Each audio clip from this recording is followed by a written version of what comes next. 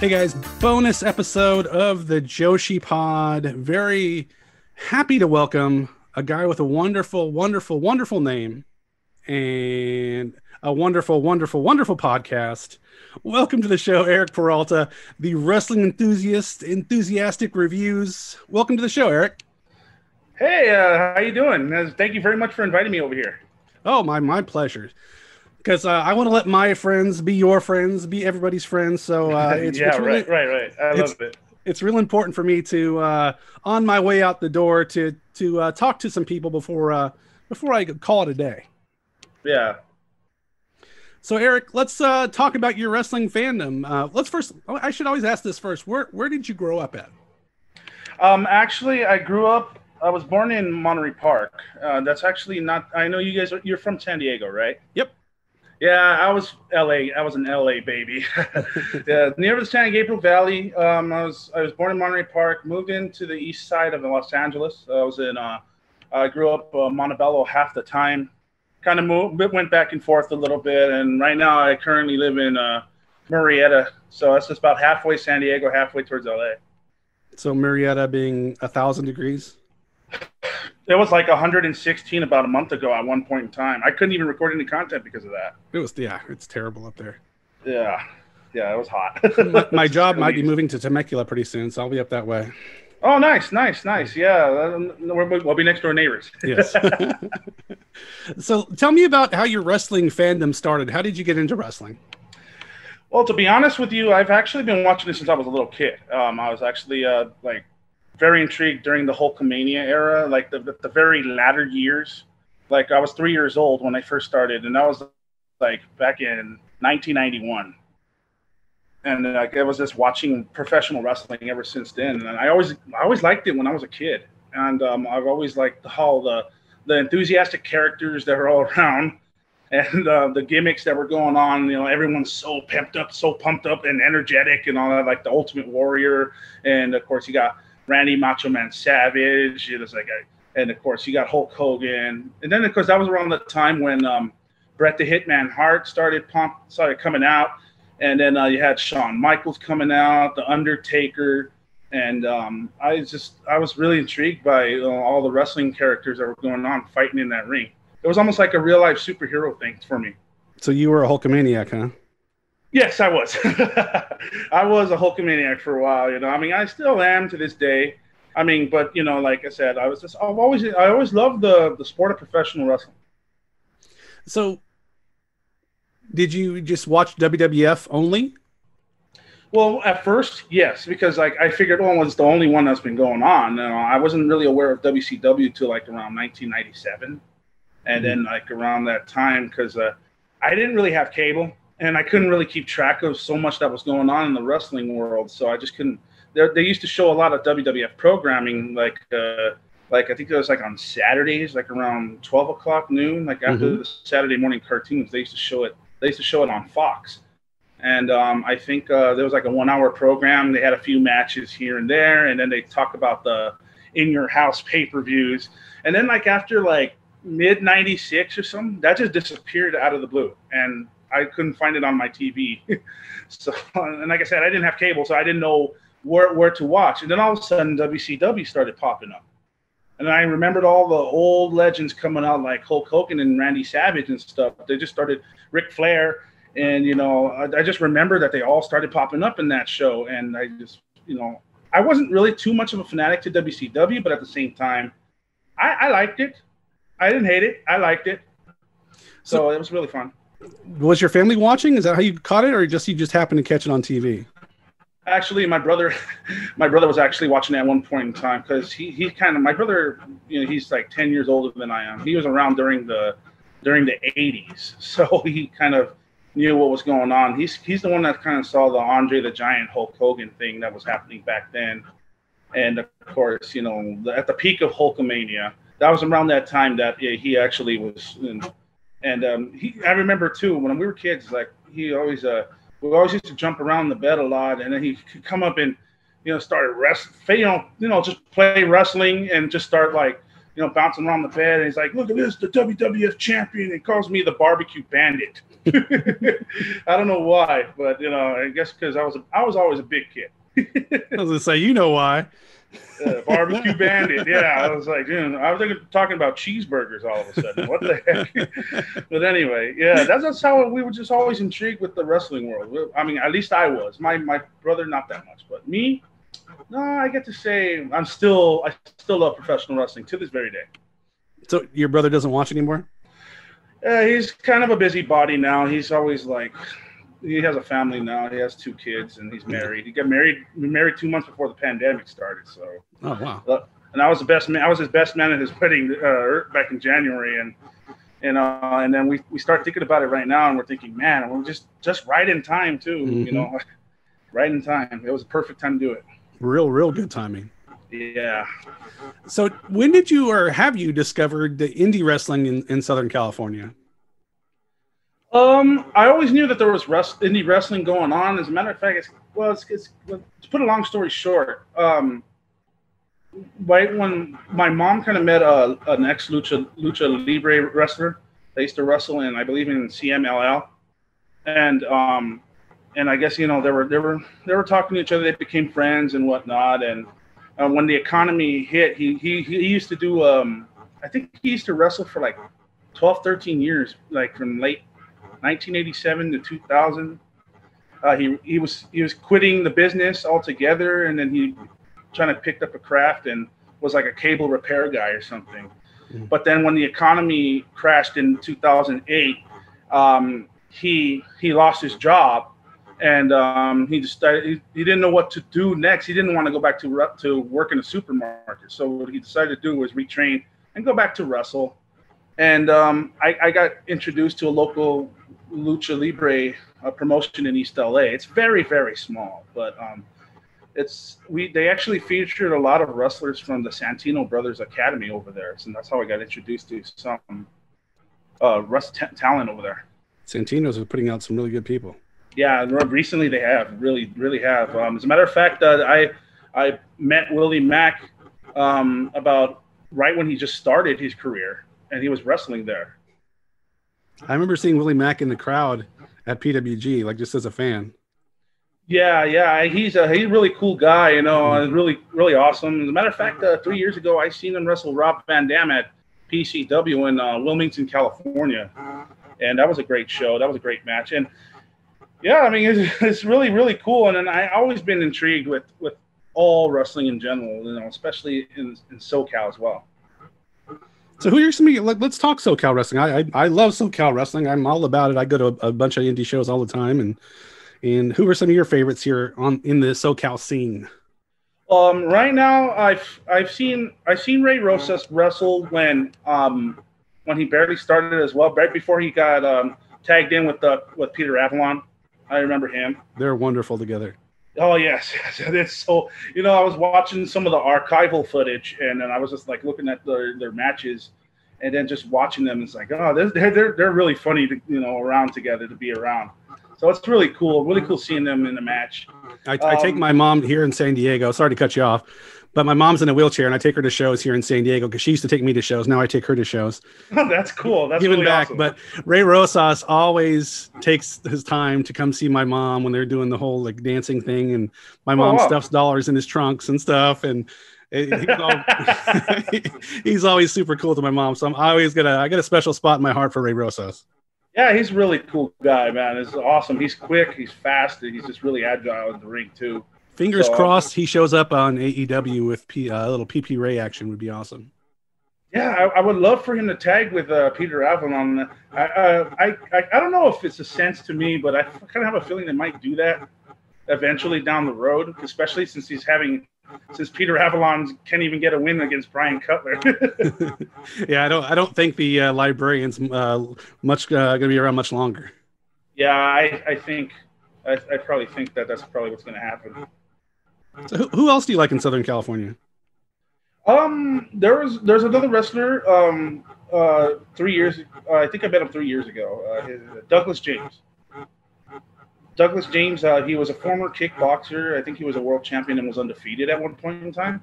Mm-hmm. And then he decided to try out professional wrestling, and he went to Santino's Brothers, and I believe he trained, and ever since then, I mean, he made his debut back in, I think it was 2016, and you know, ever since then, I took a couple of pictures with him. I met him several times, and he was a really cool guy. You know, really cool. He won that little promotion, the PCW Light Heavyweight Championship over there in Wilmington, and yeah, he put on some really cool matches, and he wrestled against Zack Sabre Jr. As a matter of fact. Oh yeah, that's probably real good. It was. I was there in person. It was really awesome. So I've only been to one PCW show, but they put on they get a pretty good crowd there at the PCW. Yeah, I guess the hallway where they rent is a really good little venue that they have, and you know, I always get the meet and greet tickets. So I always meet up with the wrestlers, take pictures with them, you know, get some merch off of them, and then a few of them to sign my autograph posters. I met lots of talent there. I met Rob Van Dam. I met Alexander Hammerstone. I met Tessa Blanchard. I met the Lucha Brothers. I also met Savio Vega, the Puerto Rican wrestling legend. He used to be in the WWF. And then I met Sumi Sakai, the Joshi legend herself. I met her. That's where I met her at too. It was one of the places I met her. I met her at the Stardom thing as well, at the Char Expo. I met her at both places. So was that the one in Anaheim that took place back in December? Oh man, I missed it. I wanted to go to that. The problem was I was working that day, and I couldn't get the day off. I already missed like too many days, and on top of that, I had to work overtime that day too. I had a full-fledged 16-hour shift. That stinks. I know, it does. I went to the because I had to fly for my work. I had to fly to Georgia that evening, so I drove up to Anaheim in the morning. I kind of cut in line and got a picture with Mayu and Tam. Don't tell anybody I cut in line, but I cut in line a little bit because I had to catch a flight, so I had to drive back to San Diego to catch a flight. But it all worked out, and I'm looking at the pictures I got autographed by Mayu and Tam on my wall. Now. Well, I would have done the same thing, except I would have probably bribed the guy in the front $20 here. Just let me cut in line. I'll be quick. I kind of just snuck in. Nobody said anything, so it was okay. Oh, okay. I'll just here's $20. Keep your mouth shut. So you went to GCW this weekend, didn't you? Yes, I did. The Last Resort over in Oak Canyon Park in Silverado, California, right nearby Irvine. It was really, really, really awesome, and I was kind of perplexed by it because like it was in the middle of the mountain, the California mountains, right there, and it's just like really, really nice looking scene. And then I'm thinking to myself, shoot, I hope it doesn't get too crowded because we already know the pandemic situation going on, and then especially if you know about what happened at the Collective last week, you know, at least Dan the Dad got tested positive, and I think another one, AC Mack and Tony Deppen. Tony Deppen well. did, yeah. Yeah, but I'm so far I think they're doing okay, but you know, you always got to take care of yourself. But I just brought like I brought like a little bottle of hand sanitizer, and then I somehow located disinfecting spray. I somehow found a bottle, and because it's like trying to find a unicorn with its horn up its you know what, but you know, it's really difficult to find those things. But somehow I found it, took it with me. Kind of sprayed myself a little bit, and then they went to check my temperature, and I had my mask on, and we're good to go. But it was a really, really, really fun event, though. See, that's the only reason I didn't go. Is I'm just kind of weirded out by groups and stuff. So that's why I didn't go to this one. I really wanted to because it's only about 45 minutes an hour away from me, and I wanted to, but because I wanted to see Dickinson and see a few other people I like a lot. So, but yeah, so it was a good experience for you. Yeah, it was a lot of fun. You know, as a matter of fact, it's also the most violent of matches that I've ever been a part of. I've seen Eli Everfly, who was a guest on my show about 2 months ago, and he took a light bulb shot like a champ. I mean, he just got cracked right in the skull, and it was just like, oh man. And then like bits of the light bulbs were like scattered all over, and some of the bits flew like right there almost at ringside. It was crazy. But it was a lot of fun matches. Yeah, I've gone to some shows in TJ where they do the light tubes and stuff, and they don't care down there. The stuff flies like in the 5th or 6th row down there. They don't care. Nobody's getting sued down there. Yeah, exactly. No, I wouldn't bet on. I wouldn't. I haven't been in no show down there, but I would love to. But I know maybe when the circumstances is right. ¿Ya hablas español? Poquito. Oh, me too. Me too. So yeah. I'll take you down. I mean, let me know when you want to go and things get normal. I'll go down there with you. I'll take you down there. I've been down there probably 50 times. Nice, awesome. I'll have to get my passport ready and see if they don't charge me an arm and a leg for it. Yeah, no, they well, it's cool, you know. If you try to cross without a passport, they'll charge you a quote unquote tax to let you go through and come back. Yeah, quote unquote. There's something that they pocket themselves. Of course. They pull you back in an office and make you pay a tax. Yeah, no, definitely. I mean, shoot, I haven't been to Mexico since I was like 13. Really? Yeah, that was the first time I ever had lobster dinner. Nice. I love Mexico. I like. Yeah, I would like to go now, especially now that I'm older, and I would like to, because we've gone fishing before. We've gone to the shops. We've eaten street tacos there, the pastor tacos. Oh, did I ever say that I witnessed a hit and run during that time? No. Yeah, no, some bicyclist was trying to cross the street, and some drunk driver in a truck just hit him, and he freaking knocked him off his bike, and he ended up in the sidewalk. And the driver didn't even check up on him. He just took off and went away from the scene. Unfortunately, that's Mexico. Yeah, unfortunately, but little did that guy know, there was a cop car right behind him, and that cop car just went straight after him. And the bike rider was fine. He was just stitched up a little bit, but it was not that bad. But it shouldn't happen at all. But yeah, that's how it is. My father's Mexican too, so he knows what's up.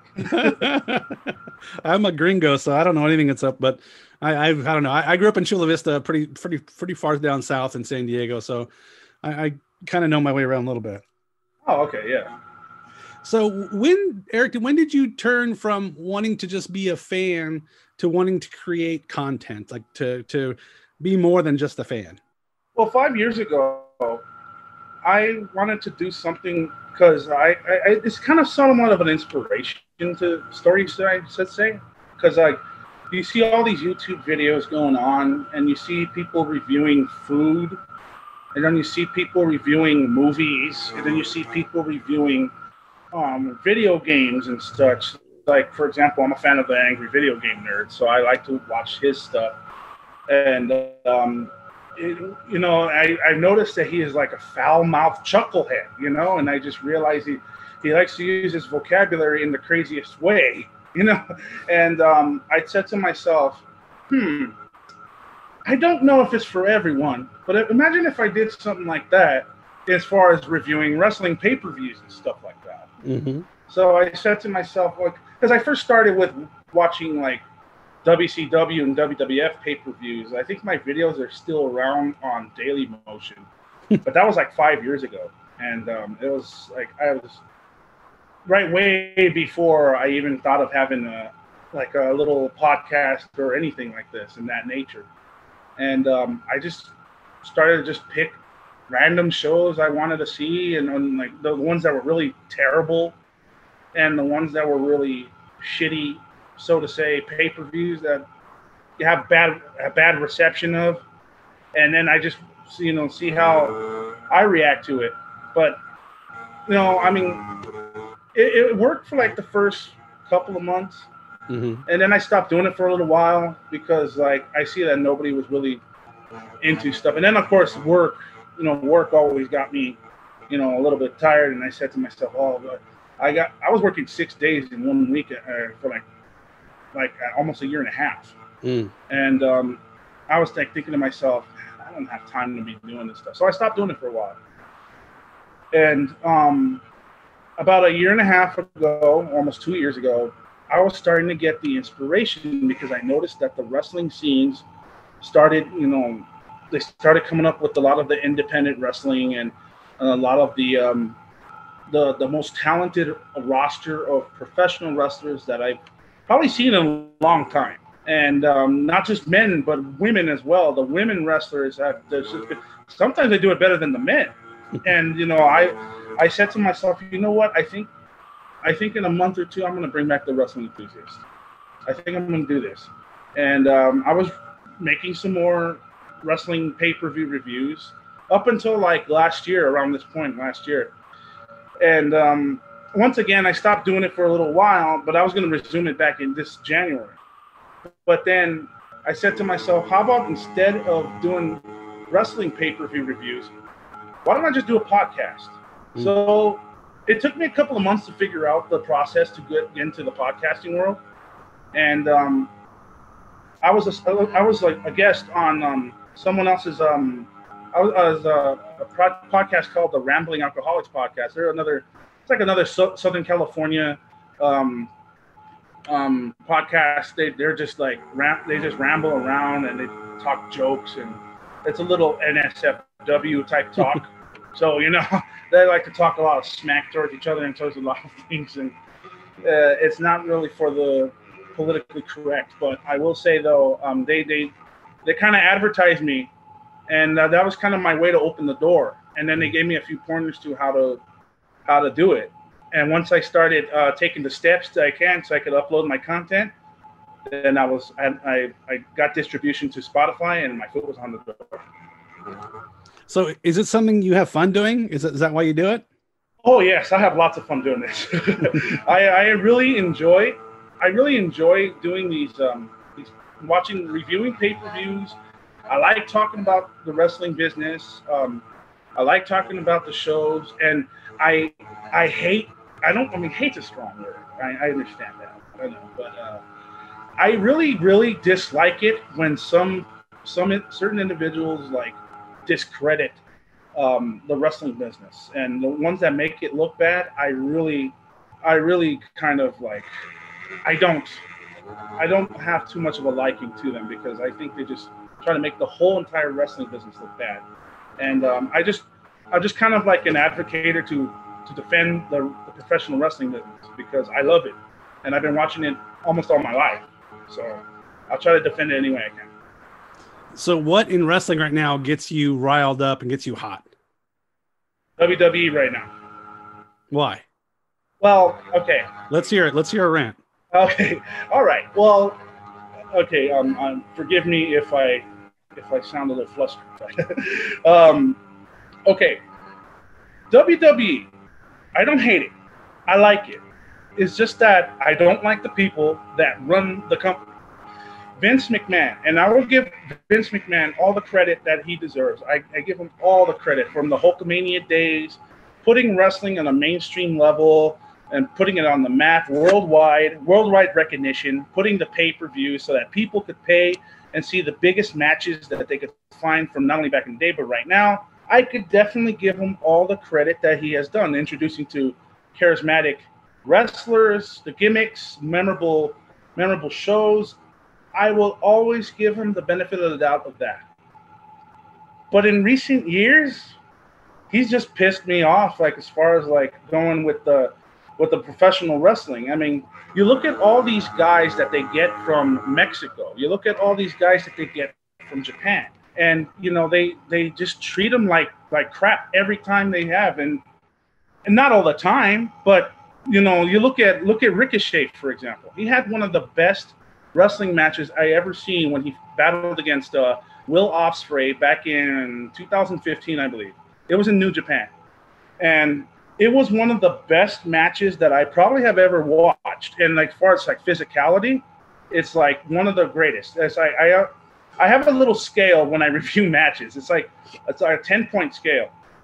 I rated it 11 out of 10. It broke my own scale. That's how good it was. So, but anyway,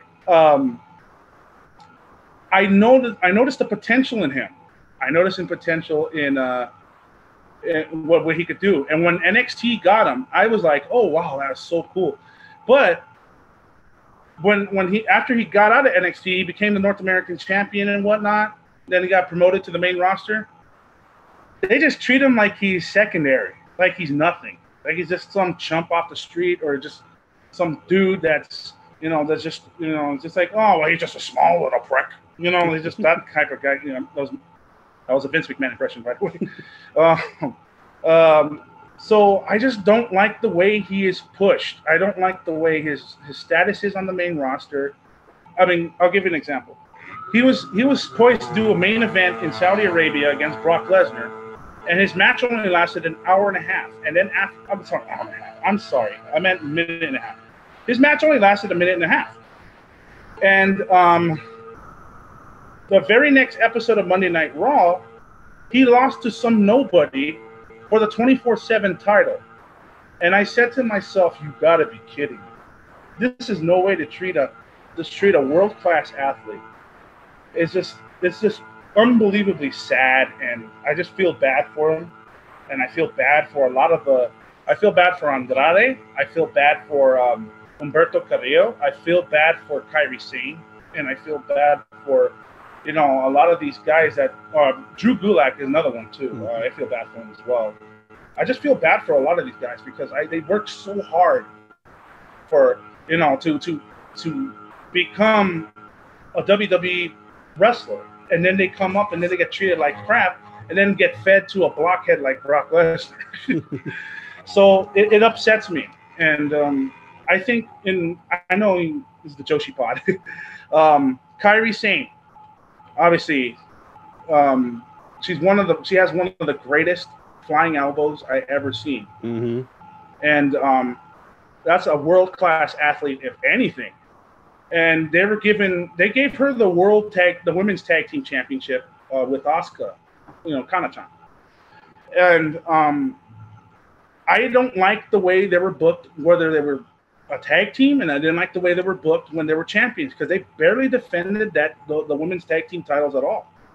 They were just make a few promos, and that was about it.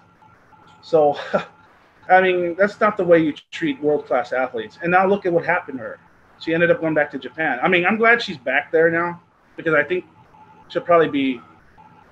If he does come back and wrestle, I think she's going to be treated better, and I think she probably might end up in Stardom again for at least a little while.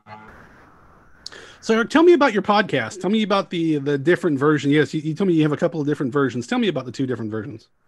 Well, the Wrestling Enthusiast Real Talk podcast, it's like a open discussion, and by open discussion, I'm like talking about myself. but no, I just give out my opinions about certain issues, and also I talk about, I review certain events that have happened during the week, and if the event was good, if the event was fun, if the event was a total piece of shit, and I just say to myself, I'll just review it like that. I'll just discuss it, put it in a little bit in detail, and I'll rate the matches. I'll rate it on a 10-point scale, and I'll say if the show was actually really good or if the show was terrible. And that's the Real Talk podcast. I just like to do reviews and, of course, talk about certain things in the world of wrestling. The Enthusiastic Review show that I do, it's an audio watch-along series. I put on my television when I log on to either WWE Network or IWTV, Independent Wrestling TV, or any one of these other stream outlets that showcase independent wrestling or any type of wrestling around the world. I'll put it on. I'll put the event on, and I'll do some audio commentary. And I'll do some commentary. I'll do like reactions. You can hear me react to certain moves. You can hear me react to certain spots during the shows, during the matches and whatnot. And if they're cutting a promo, maybe I'll probably just do a quick listen in, and then I'll just talk about it. So I like to do those type of things, and it's just kind of like, it's like radio. Like if you can't watch the pay-per-view, you can listen to it on radio. You know what I mean? Kind of like something I like to do. I have fun doing it. Yeah, and you've done Tokyo Joshi Pro shows, you've done Stardom shows. So for the Joshi fans out there, he's done some Joshi shows. Yes, I have. As a matter of fact, the most recent one was, of course, the Yokohama Cinderella from Stardom. Sadly, we saw Tokyo Cyber Squad, of course, break up because of that. But it was a good show. I loved Mayuri Watani against Syuri. That was really fun to watch. That was a great match. They're both terrific. So right now, tell me who your favorite Joshi wrestler is right now. Is it okay if I do a top 5? Yeah, please. Right now, of course, I say number 1 right now is Kairi Sane, but I'll tell you, I have an explanation why. I think personally, for an American audience, I think she put, since she got recruited back in 2017 with the Mae Young Classic, that she put Joshi wrestling on the map, like as far as like, recent years. She was really world-class talent. She knows how to move. She's risk-taking. She has a beautiful elbow drop. It's really awesome. It's she's really nice person. She's adorable and cute too, I think. Yes, she is. She is definitely. As a matter of fact, I went to Monday Night Raw back in Ontario, and the first match was Asuka, Kana-chan. Again, because I know there's the different Asuka in Japan, but Kana-chan, Asuka. When she fought Becky Lynch, and I could have swore, because Kairi Sane was at ringside. I swear when I was like recording, she was pointing the finger at me and was laughing at me. I swear. I mean, you can see it. I think I have it posted on my Instagram. I don't know. But I'm like, are you laughing at me, Kairi?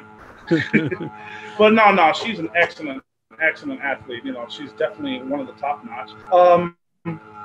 Number 2, I have to say Io Shirai. Because she is so lucha-like. Like, she is so fast. She is like, she's almost like, she's quicker than a cat, no doubt. And I've seen her like move inside the ring, try to duck a couple of clotheslines, and then she does like a double backflip so fast. And she's a risk taker too, and it's so crazy. Like, I have not ever seen a bad match out of Io Shirai, and it's just showcases how incredibly talented that she actually is. She's so smooth too. She's just smooth. Yes, it's so amazing. I just can't believe how do I say the word? Glamorously airborne she's in when she does the moonsaults. Yeah. And the crossbody. She just does an excellent job. I was there when I went to NXT War Games back in 2018, and when she came out and she did like a moonsault off the top rope on top of Dakota Kai and the 4 Horsewomen of MMA. And when she did that was crazy. Everyone reacted to that. But she's amazing. She's just amazing. Number 3, I have to say Mayu Iwatani.